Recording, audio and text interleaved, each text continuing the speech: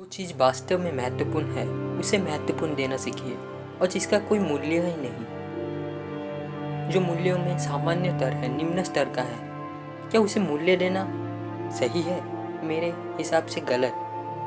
वास्तव में जो उचित है, जो सही है, जो हमें ऊंचा लेके जाए, जो हमें सही रास्ता की ओर लेके जाए, उसे ही मूल्य देना चाहिए। यानी महत्वपूर्ण चीज़ों को ही हमें महत्व का मूल्य देना चाहिए। हमारे सबसे महत्वपूर्ण चीज़ है हमारा समय, हमारा जीवन। हम हमारा समय, हमारा जीवन किसको देते हैं, किसके हाथ में रखते हैं, बहुत मायने रखता है। सलाह एक अच्छी व्यक्ति से लेना चाहिए, एक अच्छे मार्गदर्शक से लेना चाहिए, गलत व्यक्ति से नहीं, जिसकी करनी और कथनी में कोई भेद नहीं, दोनों में दिव्यता का बोध हो, दोनों ही एक समान दिव्य हो, उससे सलाह लेना चाहिए। वो सही मार्गदर्शक हो सकता है। परंतु एक ऐसा इंसान जो कहता तो कुछ है और करता कुछ और है, जो ऊपर ऊपर से साधुता का भेष लिए आपके सामने है, परंतु भीतर से वो राक्षस है, आसुरी है, उसमें आसुरी प्रभाव का, आसुरी भाव का प्रचुरता है। क्या उससे सलाह लेना अच्छी चीज होगा? नहीं। दुर्योधन शकुनी से सलाह लिया था और पांडव लोग भगवान श्री कृष्ण से। जीता कौन? जीता पांडव लोग। क्यों? क्योंकि ना उन्होंने परमात्मा से सलाह लिया था, सर्वज्ञानी से सलाह लिया था, जो हमेशा धर्म के राह पर लेके जाता है, सत्य की ओर लेके जाता है। परंतु वहीं पर दूसरी तरफ दुर्योधन, जो बुर्बक, अबोध, अज्ञानी था, अहंकारी था, वो अपने अहंकार में चकनाचूर हो चुका था।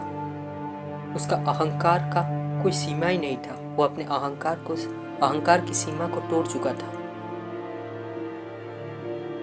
और इसी कारण हेतु उसमें बोध ही नहीं हो सका कि किससे सलाह लेना चाहिए, किससे नहीं। वो सिर्फ अपने मामा से शकुनी के बनाए मार्गों तथा उनके भावनाओं के अनुसार चलने लगा। अपने आप को एक दुष्ट मनुष्य के प्रति समर्पण कर दिया। वास्तव में समर्पण हमें एक उच्च कोटि के मनुष्य या उच्च चीजों के प्रति करना चाहिए। जीवन में ऊंचा उद्देश्य रखो और उस ऊंचा उद्देश्य के लिए कार्य करो। ये मनुष्य जीवन सबसे अनमोल होता है। ये जीवन सभी को नहीं मिलता। इसी किसी भाग्यवान मनुष्य को ये मनुष्य जीवन मिलता है। और अगर आप मनुष्य योनि में होकर, मनुष्य का जीवन पाकर आप राक्षस की भांति कार्य करेंगे, पशुता का आचरण करेंगे, तो क्या ये जीवन सार्थक कहलाने योग्य होगा? वास्तव में दोस्तों, जीवन में संतोष भर लेना, जीवन को सार्थक बना लेना, यही सबसे बड़ी सफलता होती है। सफलता के पीछे मत भागो, जीवन को सार्थक बनाने के पीछे कार्यरत रहो। यही वास्तव में सफलता का कुंजी है।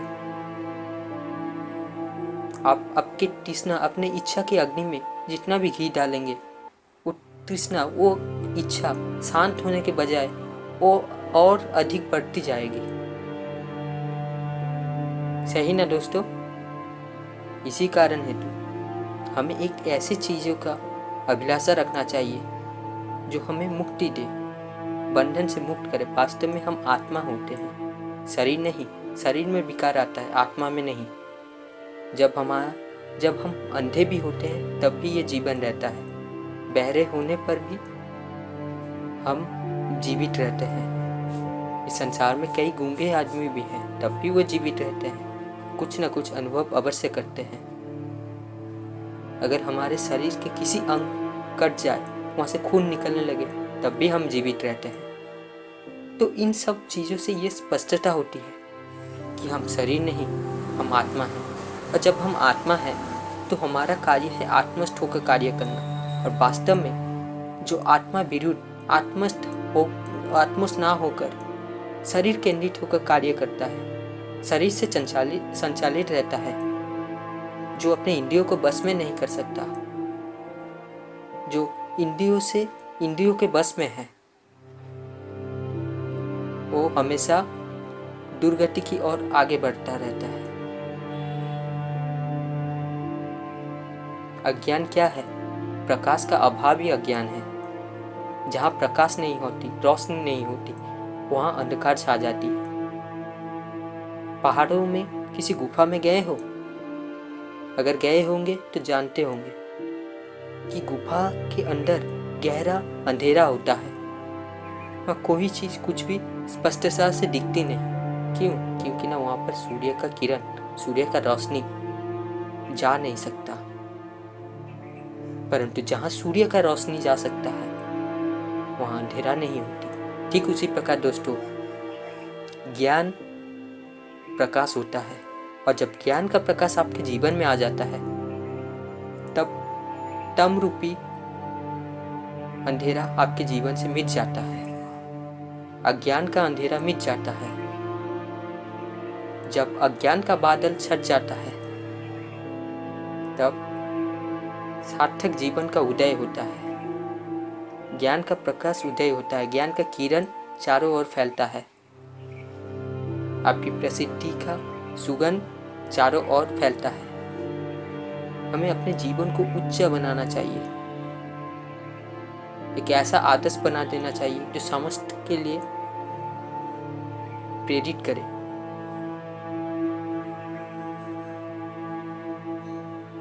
हमें अपने जीवन ऐसा जीना चाहिए जो समस्त मानव जाति के लिए कल्याणकारी हो, जो भविष्य को प्रेरणा दे। वास्तव में हमें धर्म के राह पर आगे बढ़ना चाहिए। जो अधर्म के राह पर बढ़ता है, वो कभी संतोष नहीं पा सकता। हाँ, हो सकता है वो किसी चीज़ में सफल हो जाए, परंतु वो सफलता भी क्षणिक होती है, कुछ समय के लिए होती है, और वो वास्तव में सफलता नहीं होती। वो बस कुछ देर के लिए उपलब्धि होती है। और हाँ, स्वयं को किसी से तुलना मत करना। क्या आप जब जन्म लिए थे, किसी की तुलना करके जन्म लिए थे? नहीं। हम आते अकेला हैं, जाते भी अकेला हैं, जीवन में अकेला भी जीते हैं। बस माँ बाप, भाई बहन, ये हमारे कर्मों का फल है, जो मौसम की भांति आते जाते रहते हैं। हमेशा धर्म के प्रति अग्रसर रहो, धर्म को बहन करते हुए चलो। और जो धर्म को बहन करते हुए चलता है, वास्तव में जब आपके जीवन में संकट आती है, तब धर्म ही आपका रक्षा करता है। जो धर्म का रक्षा करता है, उसे धर्म रक्षा करता है। धर्मो रक्षति रक्षता। सही ना दोस्तों? धर्म कोई वैकल्पिक चीज नहीं है, ये अनिवार्यता है। और धर्म वास्तव में है क्या? क्या मुस्लिम, हिंदू, क्रिश्चियन, जीव ये सब धर्म है? नहीं दोस्तों, ये मनगढ़ंत संप्रदाय है। धर्म वो होता है जो धारण करने योग्य होता है, जो हमें दिव्यता की ओर आगे बढ़ाता रहता है, जो हमें पशुता से दूर लेके जाता है, जो वास्तव में हमें मनुष्य कहलाने की योग्य बनाता है।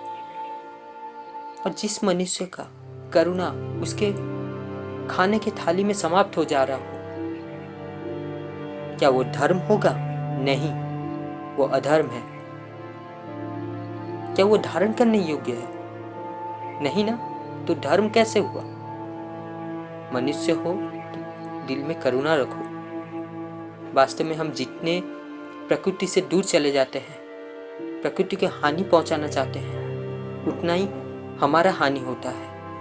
याद रखना, हम प्रकृति के उपकरण हैं। हमारा शरीर प्रकृति के तत्वों से बना है, किसी मनुष्य ने नहीं बनाया।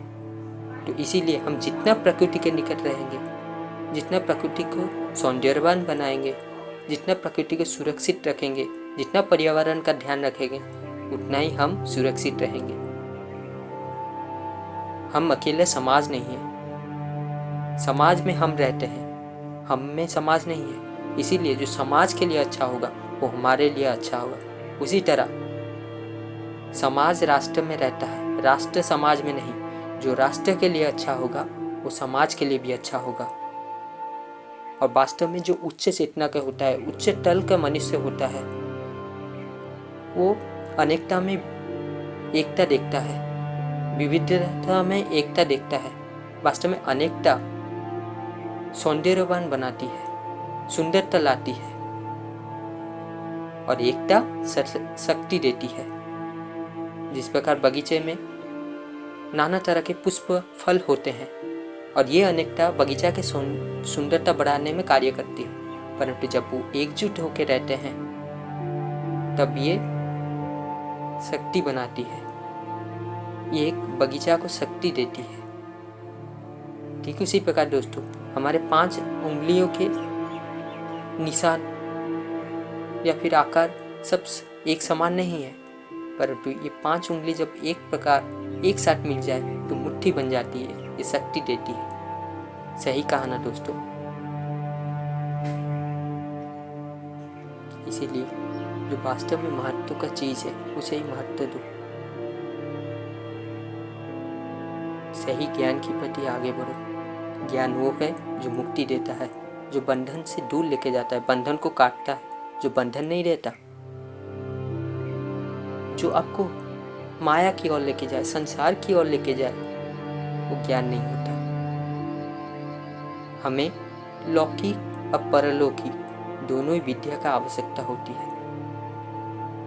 अगर किसी एक विद्या में कमी हो गई तो आप आगे बढ़ते बढ़ते, जीवन में आगे बढ़ते बढ़ते ये सुनिश्चित है कि आप गड्ढे में गिरोगे ही।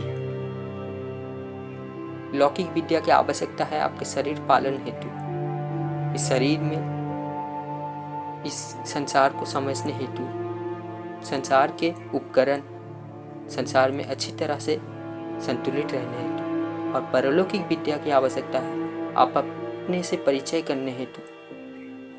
ये ब्रह्मज्ञान और कुछ नहीं, अपने से अपने का परिचय करा देना ही ब्रह्मज्ञान कहता है, इसे ही आत्मज्ञान कहते हैं।